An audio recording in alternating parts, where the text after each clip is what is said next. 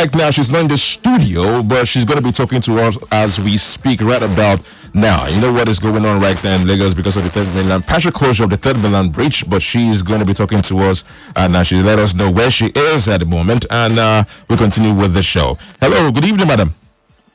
Yeah, good evening, Stanley. Thank you so much for connecting with us. This is type of real Lagosians, basically. And let me use the opportunity to say good day, Nigerians. Glad to be back and here again in one spirit. And I'm glad that Nigerians are keeping the resilient spirit in this period. I remain your host, Kikelo Matondao, and for our fellow Muslims around the world, I wish you happy Salah in advance. So for those who are tuning in for the first time, I'm saying welcome. Yes, today's episode is a little bit different because I'm recording live from my car thanks to the partial lockdown of Third Mainland Bridge. I've been in traffic for over 5 hours. But anyways, if you're catching us for the first time, please follow us on our Instagram session. It's called Real Talk with Kike, and also subscribe to our YouTube page, Real Talk with Kike. We have our first guest online with us. He is Dr. Osonyi Tolu. It's a pleasure to have you on the show. Yeah, our phone line definitely the host is in the traffic right now. So, but kudos to you and the team for the work ongoing at Ajao Estate right now. Hello, sir. Are you there? I'm still there. Good afternoon. All right, good afternoon. Thank you so much for connecting with us or sharing part of your evening with us. So, let me use this opportunity to just say, okay, can you give us a little introduction of your office aside the brief introduction I just made of you? Well, I'm the Chief Executive Officer of LASEMA. LASEMA is an agency that is scheduled to coordinate all preventive emergency response in Lagos State.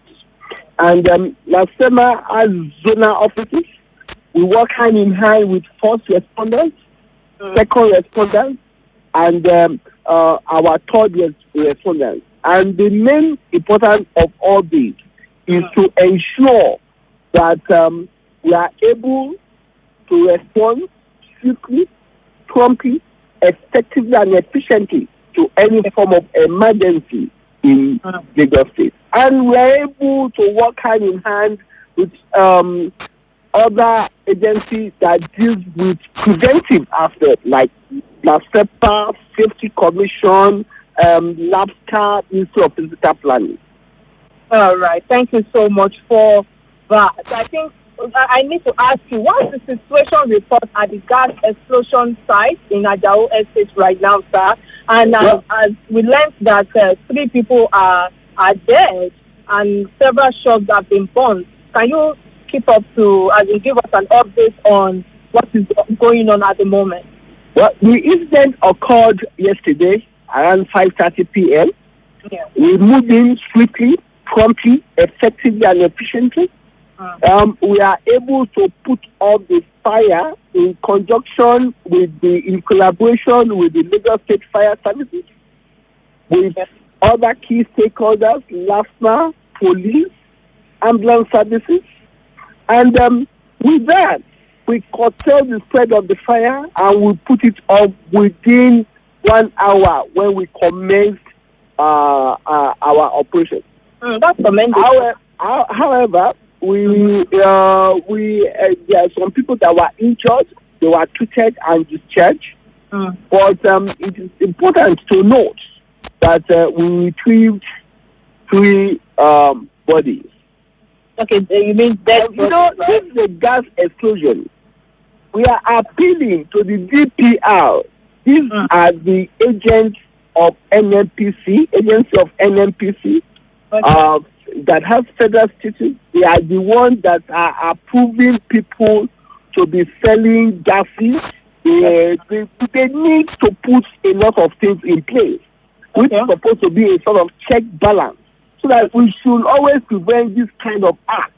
There must be a protocol that all these people should follow, because these are things that is avoidable. It's a sort of emergency that is avoidable, But, however, I need to inform the people of Lagos State that under the watch of Mr. Babajide Olusola Sanwo-Olu, we put a lot of things in place to ensure safety of life and property. We are appealing to our people to remain calm, cool, and collected while we are moving along to ensure safety of life and property. All right, thank you for that. So straight to business, you are the GM of LASEMA in the state, emergencies in the state encompassing fire outbreaks, building destructions, accidents, and natural disasters, so to speak. So within the time of your running administration of the public office, what can you say of the risk management and emergency responses in Lagos State? Well, the most important thing that you need to appreciate is that we work in collaboration with other key stakeholders. We have first responders. Our first responders are the fire services, ambulance services, the LASEMA, the police force. These are our major primary responders. So when we are saying we respond, we work together. These are the people that we really work together with. So when you look at the structure that is in place, it is only in Lagos State that we have a good structure in place. And all this structure is under the watch of Mr. Governor, Mr. Babajide Olusola Sanwo-Olu, and the key team in here. All these key ministries, all these key agencies are under the Ministry of Special Duties, under the watch of Engineer Balboshe Matthews. So you can see how interwoven our work is. And that is why we are able to respond to any form of emergency. That is the reason that we are able to manage the golden hour effectively and efficiently. And we will realize that Lagos State is a metropolitan and there's a lot of inflow of people into Lagos State.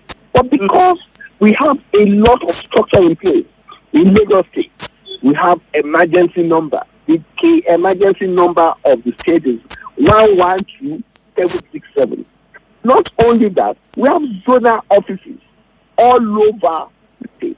We have what we call local emergency management committee in place. And the most important thing that makes us to be effective and efficient is that the governor of the state has taken clear ownership of emergency management. And I have provided the political will for us to be able to perform effectively and efficiently. So, all right, thank you. So listening to you, I can't help but ask, the collapsing of buildings, the recent one is not the first of the kind. What exactly are we doing wrong in terms of causes of these disasters? Because are they of natural causes, or is it a human failure or negligence, to be precise? Well, it's more of the negligence stroke human failure. The state has done the needful. The needful in the sense that they have a structure in place. We have engineers at our local government.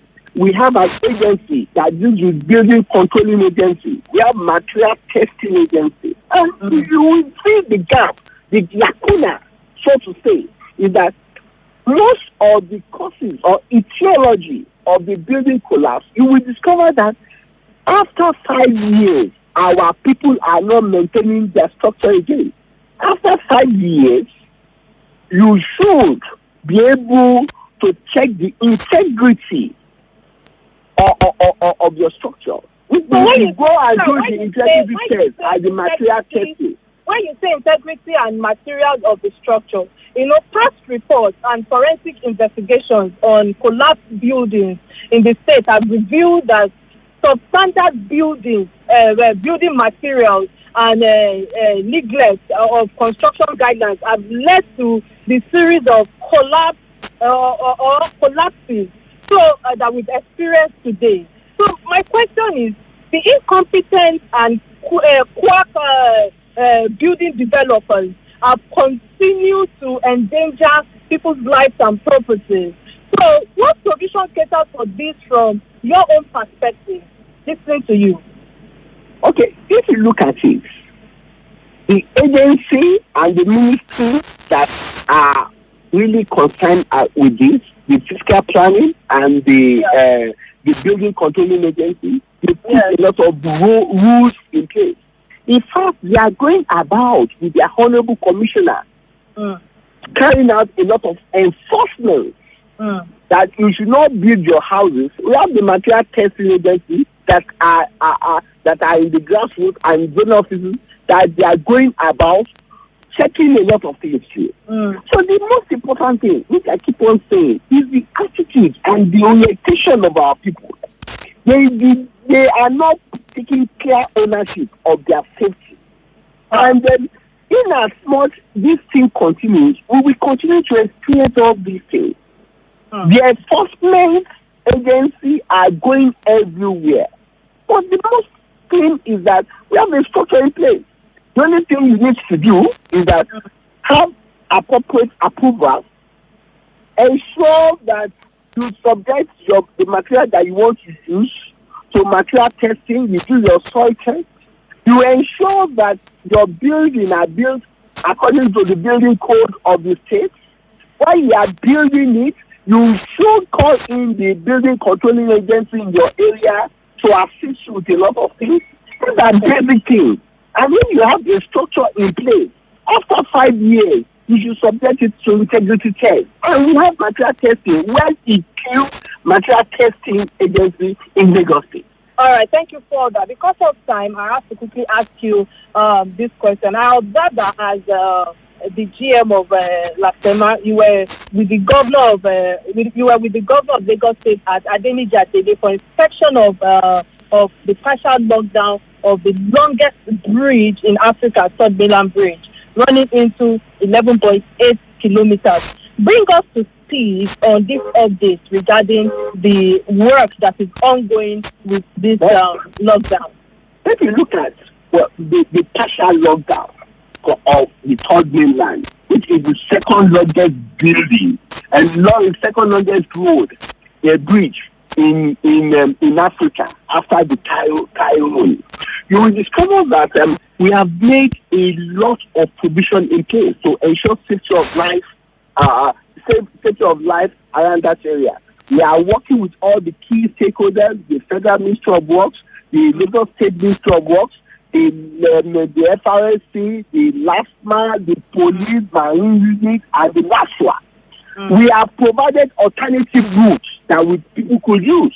We have made sure that people have confidence on our waterways. We have moved with all other key stakeholders, the Safety Commission, the LASWA, to ensure that our water is safe. When you say waterways, I learned that the ferry ride connecting to mainland and the island are on standby to absorb commuting pressure and to complement transportation options in the state. Yes. As an emergency agency, what safety guidelines have been initiated for negotiators like me who are skeptical and have phobia for water transportation? For instance, now we've been in traffic. You and I, we are connecting to our studio via our phone line, thanks to technology. But the question is, how can you actually help those who have phobia? Because I have phobia. I know thousands of people have phobia. To commute through the ferry ride, basically. So what do you have in store for those places? The most important thing is that there is no phobia. People should remain calm, cool, and collected. We've made a lot of provisions. On our waterway, you can see LASEMA patrol boat, rescue boat, in conjunction with the marine rescue boat and the LASEMA rescue boat, plying all our waterways, showing that people wear life jackets, and each of the boats you have life buoy in. The last one, in conjunction with the Safety Commission and LASEMA, they carried out advocacy and sanitization to all the operators in that area. And anybody that flouts our orders are going to be punished. Okay. So we are on top of it. We are All right. really on All right, top so of it. this will be my last question to you. Definitely, you should know that I'm going to bring you to the studio soon when all of these emergency issues have been, put aside. But, quickly before we round up with you on our first segment, another threat to lives of commuters in the state is that of the haulage truck, the tankers and the heavy duty vehicles that have taken many lives, to be precise, in Lagos. Recently we've had the truck drivers that rammed into a passenger bus in LASEMA, I hope I'm correct, which your agency had to deal with. Some of these vehicles and their drivers are not fit to use the road. So the question is there any advice your agency is giving to the state government on this? And how exactly is the state government handling all of these challenges, especially during this period that we have loads of lockdown or loads of roads being shut? Well, we say that we are working with all the key stakeholders. The Lagos State Ministry of Health, the Federal Ministry of Health, the Ministry of Transport, the LASEMA, the DROs, FRSC, the police. We are all working together to ensure safety, especially on haulage. We carried out the sensitization and advocacy. The Ministry of Transport, under the watch of the Honorable Commissioner, have had series of meetings with the operators. Now, the gap that I keep on saying is the attitude and orientation of our people. We have appealed to the operators of all these articulated vehicles that they should key into the protocols. They should ensure that they maintain their vehicle, especially the brake system, very well. They should ensure that their personnel, which means the driver, should be medically fit. Medically fit in the sense that they should not be under drugs. They should not take level time. They should not drive long hours. If they are tired, they should park into a garage. And we are working with the Ogun State to achieve this. All right. We as the government, we are doing the meeting.